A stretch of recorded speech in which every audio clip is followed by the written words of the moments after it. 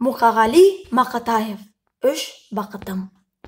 Ең бірінші бақытым халқым менің, соған берем ойымның алтын кенін.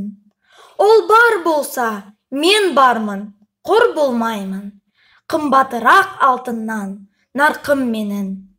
Ал екінші бақытым тілім менің, тас жүректе тіліммен тілім дедің. Кейде дүниеден түнілсем де, қасиетті тілімнен түнілмедім. Бақытым бар үшінші, отан деген, Құдай деген кім десе, отан дергем.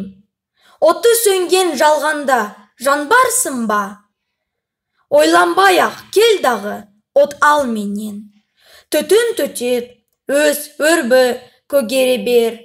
Немерелер көбейсін, шөберелер. Жадында ұста, жақсылық күтпегейсін. От емес, оқ сұрасан менен егер. Үш бірдей бақытым бар алақанда. Мені мұндай бақытты жаратар ма? Үш күн нұрын төгеді аспанымнан. Атырау, Алтай, Арқа, Алатауға.